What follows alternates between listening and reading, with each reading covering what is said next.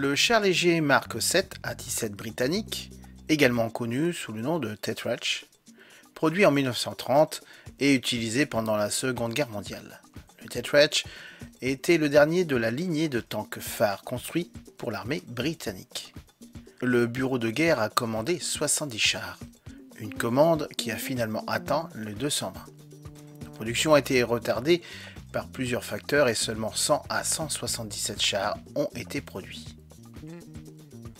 Les défauts de conception du char, combinés à la décision de War Office de ne pas utiliser de chars légers dans les divisions blindées britanniques, ont exclu l'utilisation du Tetrach dans la campagne nord-africaine. La majorité des chars sont restés en Grande-Bretagne, bien que 20 aient été envoyés en URSS. En début de 1941, la Royal Armoured Corps a formé 3 escadrons destinés à être utilisés dans des opérations amphibies à l'étranger, dont l'une était équipée de Tetrach. En 1942, un petit nombre de Tetrach faisait partie de la force britannique qui a participé à l'opération Ewokrad, l'invasion de Madagascar, et en juin 1942, après qu'ils aient été décidé que la conception permettait son utilisation comme éclaireur aéroportable pour soutenir les Britanniques forces aéroportées. Mais un manque de planeurs a empêché leur participation aux invasions alliées de la Sicile en 1943.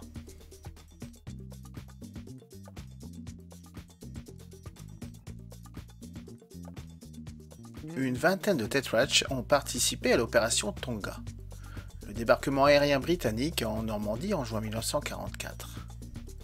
Les chars ont été débarqués par un planeur où leur apparence a amené les Allemands à annuler une attaque à un moment clé de la bataille, mais individuellement, ils n'ont pas bien performé. Plusieurs ont été perdus dans des accidents et ceux qui ont participé aux batailles se sont révélés inférieurs en puissance de feu et en armure par rapport aux véhicules blindés des forces allemandes. Quelques jours après le début de l'opération, les chars ont été retirés de l'engagement direct avec l'armement allemand et utilisés uniquement pour fournir de l'appui-feu. En août 1944, la plupart des Tetrach en action ont été remplacés par des Cromwell et le reste a été remplacé par le M22 Locust en décembre 1944. Les Tetrach n'ont vu aucun autre combat et ont été jugés obsolètes en 1946. Le dernier est retiré en 1950. Il y avait plusieurs variantes de la conception du Tetrach, y compris le canon propulsé Alecto et le char léger Mark 8, mais aucun de ceux-ci n'a été utilisé sur le plan opérationnel par l'armée britannique.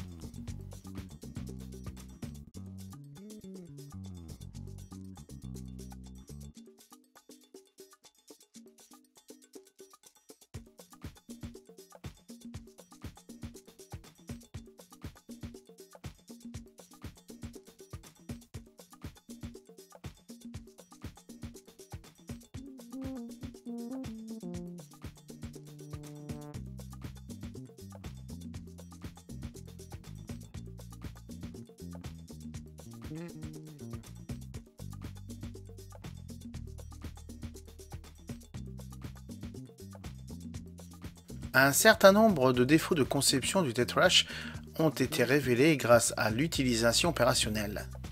Sa taille limitait l'équipage possible à 3.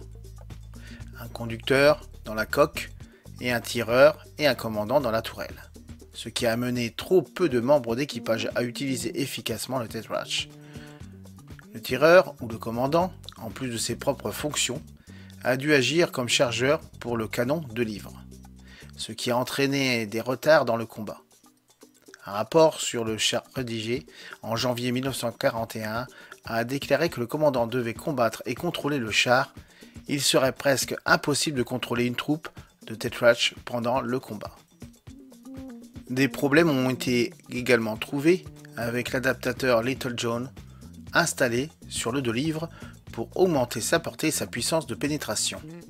Après leur montage, les adaptateurs n'ont pas pu être retirés et ne pouvaient tirer avec une seule munition spécifique perforante, avec une fabrication trop longue par rapport à la demande. Le War Office considère également le système de refroidissement du Tetrach comme défectueux, ce qui le rendait inapte au service dans des climats plus chauds, tels que le Moyen-Orient et l'Afrique du Nord. 2 Tetrach conservés sont exposés à Bovington et à Kubinka.